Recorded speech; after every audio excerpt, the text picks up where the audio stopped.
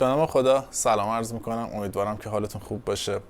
میخواستم همین ابتدای کار ازتون تشکر کنم بابت تماشای ویدیوهای قبلی ما و انرژی مثبتی که به ما دادید و مخصوصا این یک ماه اخیر خیلی عجیب بود اصلا بازدیدها و همین کار ما رو خیلی راحت تر میکنه برای ساخت ویدیو جدید.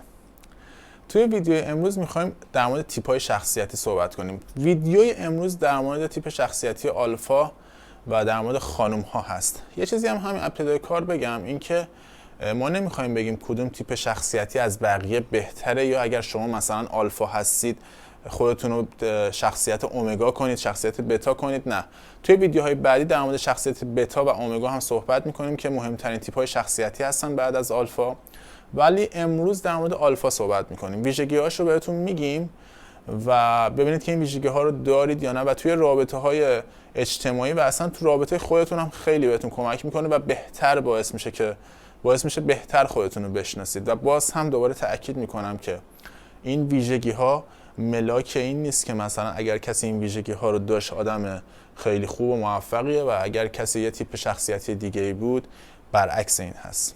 با ما همراه باشید. شماره 1. ببینید، مهمترین نکته شخصیت آلفا قدرت هست و خانمایی که شخصیت آلفا هستن معمولا قدرت رو دوست دارن و برای اون رسیدن به قدرت تلاش میکنن. و کلا توی زبان انگلیسی هم اصلا ما کلمه آلفا به کسی میگن که قدرت رو دوست داره و رأس گروه هست. حالا توی حیوانات هم همچین داستانی ما داریم، به اون نفر اول و اون قدرتمندترین فرد گروه میگن آلفا، که حالا توی انسان ها هم ما داریم دقیقا همینو. و خانم های آلفا دقیقا قدرت رو دوست دارن. نمونه بارزش مثلا خانم مرکل تو آلمان که حالا همه میشناسن. یه خانومی هست که دیگه هممون میشناسیم و به خاطر همین این مثال زدم. و کلا خانم های آلفا که قدرت رو دوست دارن اینجوری نیست که فقط یه چیزی به خودشون بگن، یه هدفی رو شروع کنن، نخوان که به ته برسن، نخوان اون والاترین مقامی که وجود داره بهش برسن. دقیقاً میخوان به همون بالاترینه برسن، یعنی اصلاً به کم قانع نیستن و هر کاری لازم باشه میکنن تا به اون نفر اول، به اون مقام والایی که میخوان برسن. حالا هر هدفی میتونه باشه. یکی هست مثلا توی کار، مثال میزنم، آرایشگری دوست داره نفر اول بشه توی شهر خودش، که دیگه هست مثلا توی کار بازیگری دوست داره نفر اول بشه. فرقی نداره، کلا این خانم ها نفر اول شدن و قدرت رو دوست دارن. شماره 2. شماره 2 جذابیت این خانم ها برای مردها هست. ببینید، این خانوم ها یه سری ویژگی ها دارن. مثلا اعتماد به نفس بالایی دارن، شیطنت میکنن، شوخی میکنن، شیطنت بد نمیگم، شوخی میکنن و همه جا چون اون اعتماد به نفس بالا رو دارن براشون زیاد مهم نیست که بقیه راجبشون چی فکر میکنن و چی فکر نمیکنن و کار خودشون رو میکنن. و از طرف این برای مردها جذاب میشه و مردها کلا خانم‌های اینطوری رو دوست دارن، خانم‌هایی که اعتماد به نفس دارن، قدرتمند هستن و خیلی رو پای خودشون هستن و براشون مهم نیست که با کی باشن با کی نباشن، چون میدونن هر کیو بخوان میتونن به دست بیارن و این توی فکرشونه و همین برای مردها جذاب میشه. اما یه داستان دیگه هم پیش میاد، این که وقتی مردها با چنین خانم‌های اون ابتدای کار رابطه رو شروع میکنن، وقتی رابطه یه ذره میخواد جدی شه، مردها این وسط یه ترس همیشگیشون دوباره بروز میکنه. این که اون خانومی که بخواد قدرتمند باشه و حرفش باشه برای مردها یه ذره سخت میشه و واسه همین مردها معمولا فاصله میگیرن چون میترسن. و دقیقاً اشتباهی به نظر من خیلی عجیبیه که ما مردها داریم دقیقاً با جایی که باید اون رابطه رو بیشتر ادامه بدی و بیشتر سرمایه گذاری کنی، دقیقاً کار برعکس رو میکنیم و خیلی هم هستن که نه، کار درست رو میکنن و چه بهتر که آدم رابطه‌ش رو ادامه بده و این ترسای اشتباه رو آقایونو دارن میگم بذارن کنار، چون دقیقاً این خانم ها چون اعتماد به نفس بالایی دارن وارد هر رابطه‌ای نمیشن، ولی اگر وارد یک رابطه باشن برای اون رابطه خیلی تلاش میکنن و به راحتی از دستش نمیدن. شماره 3. ببینید، خانم های تیپ آلفا معمولاً آزادی و استقلال رو دوست دارن و زمانی که وارد یک رابطه میشن دوباره همچین استقلالی رو میخوان داشته باشن، نمیخوان که کنترل بشن، بهشون بگن که کجا هستی کجا نیستی. و اصولاً اگر بعد از یک مدتی چندین بار این سوالها رو بشنون، این حرفا رو از طرف شریکشون بشنون، خیلی راحت رابطه رو میذارن کنار، چون تیپ شخصیتیشون قدرت رو دوست داره و زمانی که وارد رابطه میشن نمیخوان حس کنن دارن از مسیر اهدافی که داشتن دور میشن و واسه همینه شمایی که مثلا آقایی که با این خانم میخواد وارد رابطه بشه، بهترین کار اینه که با این قضیه کنار بیاد و نگران نباشه، ترسی به دلش راه نده، چون این خانم ها توی شماره بعد در مورد وفاداریشون حرف میزنم.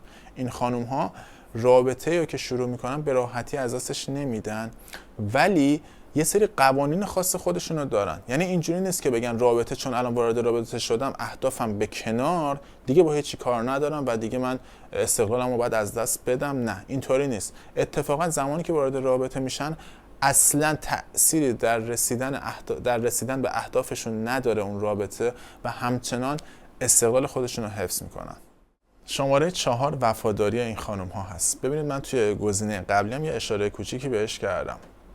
خانم‌های تیپ آلفا وقتی وارد یک رابطه میشن خیلی وفادار هستن. حالا دلیلش چیه؟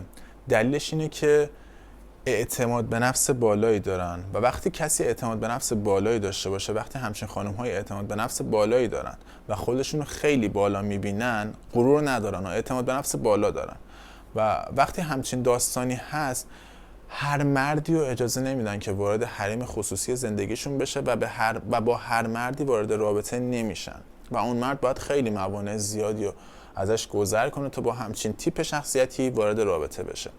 و وقتی با همچین تیپ شخصیتی وارد رابطه بشه، ممکنه فکر کنه که تیپ آلفا خیلی براش وفاداری مهم نیست و هر کسی رو دلش بخواد به دست میاره. نه، اتفاقا خانم‌های آلفا چون میدونن اون مرده براشون سخت تلاش کرده و از طرفی خودشون هم به راحتی به قول خودمون با هر کسی وارد رابطه نمیشن، برای اون رابطه خیلی وقت میذارن، برای اون رابطه خیلی انرژی مثبت و انرژی خوب میذارن و خیلی به اون شخصی که باهاش وارد رابطه هستن وفادار هستن.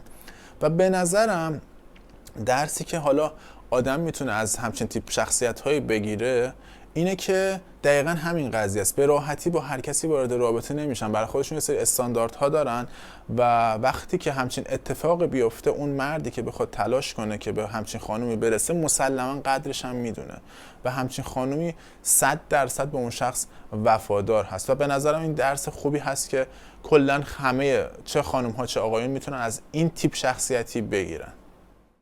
شماره 5 سرزنده بودن این خانم هاست. اگر شما میخواید ببینید که یه خانم تیپ آلفا هست یا نه، به چند تا نکته دقت کنید. یکیش اینه که مثلا دارم میگم شاید شما تو دوستاتون داشته باشید که افرادی هستن که به شدت خونگرم هستن، افرادی هستن که همه دوست دارن باهاشون حرف بزنن، افرادی هستن که مثلا برنامه بیرون رفتن رو میچینن، برنامه مسافرت رفتن رو میچینن و در آخر حرف اوناه، نه اینکه روی حرف بقیه حرف بزنن اما همه انگار وای میستن ببینن که مثلا فلانی کی برنامه میچینه، کی برنامه ها رو اوکی میکنه، کی همه رو با هم هماهنگ میکنه و در آخر هم یک جورایی انگار نظر اون شخص بر نظر خودشون اولویت داره، چون میدونن که اون شخص هر تصمیمی نمیگیره، قدرت اینو داره که بهترین تصمیم ها رو بگیره تا مثلا اگر قرار مسافرتی دارن به همه خوش بگذره.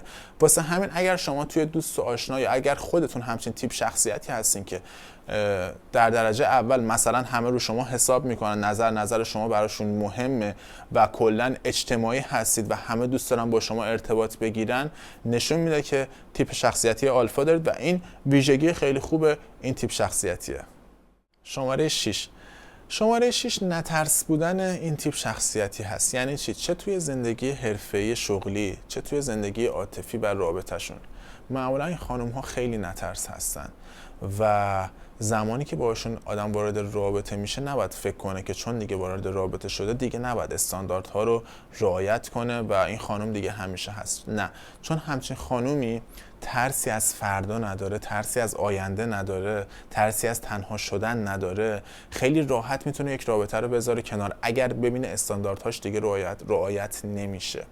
و شاید اصلا شما توی دوست و آشنا هم داشته باشید، کسایی دیده باشید که خانومی که مثلا 2 سال 3 سال توی یک رابطه بوده و رابطهش تمام شده و خیلی حالش خوبه و ازش میپرسی بابا تو که 2 سال 3 سال با مثلا فلان مرد تو رابطه بودی، چطوری با قضیه انقدر راحت کنار میای؟ و دقیقاً دلیلش همینه، چون این تیپ شخصیتی اصولا نترس هست. یا مثلا توی زندگی شغلیش اگر به هر دلیلی یه کاری از دست بده میدونه که میتونه دوباره یه کار جدید رو شروع کنه، چون اون حس قدرت رو داره و اون اعتماد به نفس رو داره، ترسی نداره که الان من اگر این شغل رو از دست دادم فردا چی میشه. و این خیلی نکته مثبت این تیپ شخصیتی هست که خیلی راحت وقتی زمین میخوره میتونه دوباره بلند شه و خیلی بهتر از قبلش به حرکتش ادامه بده. شماره 7 حریم خصوصی این تیپ شخصیتی است. شاید در نگاه اول این تیپ شخصیتی خیلی خونگرم، اجتماعی و طوری باشه که همه دوستشون داشته باشن، اما حریم خصوصیش براش خیلی مهمه و واسه همینه میگم که چه توی رابطه عاطفی و چه توی ارتباط اجتماعی خیلی سخت کسی توی حریم خصوصیشون راه میدن و شاید تعداد دوستانشون به انگشتای یک دست هم نرسه و حتی کمتر، و رابطه هاشون هم معمولا اگر دقت کنید میبینید چه رابطه های خوبی و با چه افراد خوبی وارد رابطه میشن. چرا؟ چون دقیقاً تیپ شخصیتشون، اون اعتماد به نفسه، باعث میشه که این مسیر رو طی کنن و راحت اون حریم خصوصی رو نذارن هر کسی وارد رابطه بشه. و چون توی انتخابشون وسواس دارن، چه توی انتخاب دوست، چه توی انتخاب شریک زندگی و چه توی انتخاب، منظورم همون پارتنرشون هست، و چون اون وسواسه رو دارن، اون حریم خصوصی براشون مهمه، واسه همین انتخاب کردن آدم ها هم براشون با وسواس بالای همراه هست. و از طرفی چون این تیپ خانوم ها معمولا خیلی به خودشون میرسن، خیلی به قول خودمون ورزش میکنن، تیپای خوب میزنن و کلا اون بالاها رو میبینن، آدم های کمی هم هستن که بتونن چه توی رابطه عاطفی چه از لحاظ دوستی با همچین خانم های ارتباط بگیرن. و اون مردی که بخواد با همچین خانمی وارد ارتباط بشه که خیلی باید سطح بالا باشه از لحاظ شخصیتی که بتونه با همچین تیپ شخصیتی کنار بیاد، و اون خانمی هم که بخواد با چنین تیپ شخصیتی دوست اجتماعی هم باشه هم باید خیلی از لحاظ شخصیتی خودش بالا باشه که بتونه اون ارتباط رو با این خانم حفظ کنه و اون خانم همچین تیپ شخصیتی رو وارد زندگی شخصیش بکنه. واسه همین تیپ شخصیتی آلفا کلا روی حریم خصوصیش خیلی حساسه و انتخاب دوست، چه انتخاب دوست چه انتخاب شریک زندگی، براش با وسواس بالای همراه هست. در آخرم میخواستم ازتون تشکر کنم بابت تماشای این ویدیو. توی ویدیوهای بعدی اگر دوست داشتید ببینم، اگر استقبال زیادی از این ویدیو شد، در مورد تیپ شخصیتی بتا و اومگا هم حرف میزنیم و شما هم نظرتون رو برام بنویسید. دوست دارید که ما همچین تیپ شخصیتایی رو بیایم توضیح بدیم و براتون مثال بزنیم و ویژگی‌هاشو بگیم یا نه؟ اگر دوست داشتید برامون بنویسید، ما حتما بازم ویدیو میسازیم. دو تا تیپ شخصیتی دیگه هم هست که خیلی معروف تره، یکی بتا هست و یکی خیلی معروفه، یکی بتا هست، یکی اومگا، که خودم دوست دارم راجع بهش صحبت کنم، اما به شرطی که ببینم استقبال بشه از این ویدیو و دیگه نظرتون رو بنویسید دیگه. اگر دوست داشتید بهمون بگید که حتما براتون بسازیم فیلمشو. در آخرم میخواستم ازتون بخوام که حتما ویدیوهای قبلمون رو تماشا کنید، لایک و کامنت یادتون نره، کانالمون هم حتما سابسکرایب کنید. مواظب خودتون باشین. خدا نگهدار.